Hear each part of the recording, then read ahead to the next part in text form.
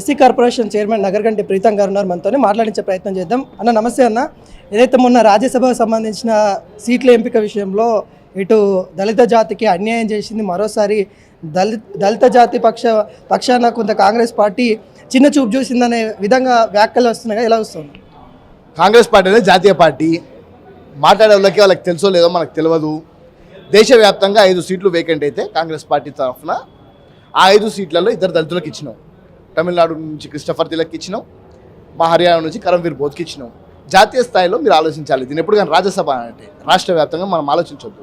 మరి 13 సీట్లు BJP party ప్రకటిస్తే అందులో 2 సీట్లు దళితులకు ఇచ్చారు.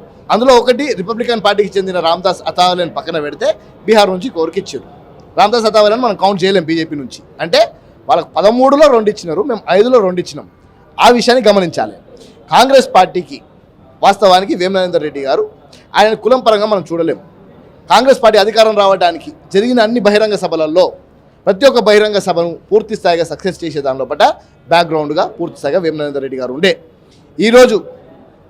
ఈరోజు ప్రభుత్వంలోకి వచ్చినామనంటే ఆనాడు వేమనరేందర్ రెడ్డి గారు సీఎం గారికి సలహాలు ఇచ్చి దళిత గిరిజన ఆత్మగౌరవ దండోరాతోనే మనం ముందటికి వెళ్ళాలని చెప్పి వెనక ఉండి దళిత గిరిజన ఆత్మగౌరవ దండోరాన్ని నడిపించిన నాయకుడు కూడా వేమనరేందర్ రెడ్డి గారు. వారికి పూర్తి స్థాయిగా మద్దతు పలుకుతున్నాం. ఏవైతే బీజేపీ చేపిస్తున్న ఖండనాలు ఉన్నాయో మందకృష్ణ మాదిగ గారితో వాటిని మేము పూర్తి స్థాయిగా ఏకీభవించాం, దాన్ని పక్కన పెట్టేస్తాం. అంటే మందకృష్ణ మాదిగ గారు నిన్న అనేక విధాలుగా విమర్శించారు. సీఎం రేవంత్ రెడ్డిని విమర్శించిన పరిస్థితి కూడా చూస్తాం. ఎందుకు ఇంకా విమర్శలు జరుగుతూ ఉన్నాయి? ఎస్సీ వర్గీకరణ అయినా కానీ విమర్శలు ఎందుకు చేస్తూ ఉన్నారంటే ఏం చెప్తారు? ఇది మందకృష్ణ మాదిగ గారు చేయట్లేదు. మందకృష్ణ మాదిగ గారి ఫేస్ వెనకాల నరేంద్ర మోడీ గారు చేపిస్తున్నారు. నరేంద్ర మోడీ గారికి ఏకంగా రేవంత్ రెడ్డి గారు అని అంటే భయం పడుతుంది. ఆయన వణుకుపోతున్నాడు. తెలంగాణ రాష్ట్రంలో రేవంత్ రెడ్డి గారి క్రేజ్ పూర్తి స్థాయిగా భారతదేశంలో ఆయనకు వచ్చే పేరు చూసుకుంటూ నరేంద్ర మోడీ గారు భయపడుతున్నారు.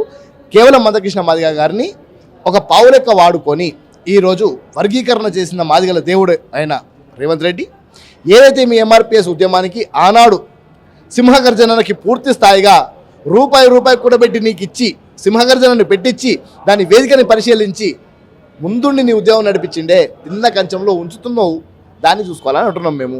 ఈరోజు మందకృష్ణ మాదిగ గారు రేవంత్ రెడ్డి గారి మీద చేసే వ్యాఖ్యలను ఆయన ఆత్మపరిశీలన చేసుకోవాలి. అంటే సీనియర్లను కాదని ఇక్కడ సీనియర్లు చాలామంది ఉన్నారు. విహెచ్ హనుమంతరావు లాంటి సీనియర్లు ఉన్నారు, జీవన్ రెడ్డి లాంటి వాళ్ళు సీనియర్లు ఉన్నారు.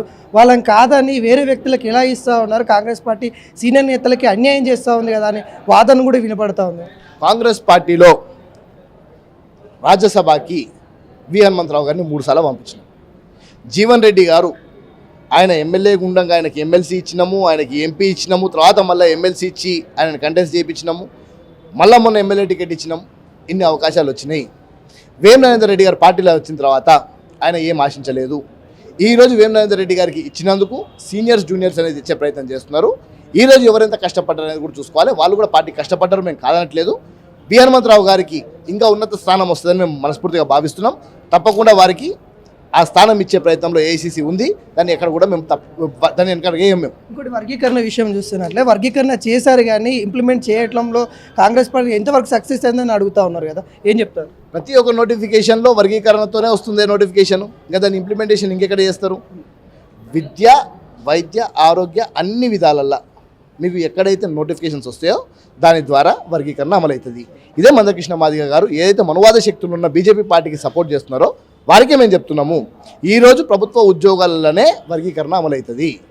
ప్రభుత్వ ఉద్యోగాలు కావాలంటే ప్రభుత్వ రంగ సంస్థలు ఉండాలి. మీ మిత్రుడైన నరేంద్ర మోడీ గారు, మీ మిత్రుడైన కిషన్ రెడ్డి గారు మిమ్మల్ని ఎవరైతే గట్టిగా హత్తుకుంటే దుఃఖం వచ్చిందో మీకు వారికి చెప్పండి, ప్రభుత్వ రంగ సంస్థలు అమ్మేస్తే వర్గీకరణ వచ్చినా కూడా లాభం ఉండదు, అందులో ఉద్యోగాలు ఉండవు. మా ఉద్యోగాలు వచ్చేదే ప్రభుత్వ రంగ సంస్థలో, వాటిని అమ్మకండి అని చెప్పి వాళ్ళకి చెప్పాలని మేము కోరుతున్నాం. ఫైనల్గా అంటే మీ అన్నగా భావిస్తూ ఉన్నారు మందకృష్ణ మాదిగని, ఏం చెప్తారు? మీ అన్నగా నిన్న అన్నిగానం విమర్శించారు, ఒక తమ్ముడిగా ఏం చెప్తావు? ఓ తమ్ముడిగా నేను చెప్పేది ఒకటే, మనువాదమా అంబేద్కర్ వాదమా నువ్వు తేల్చుకో.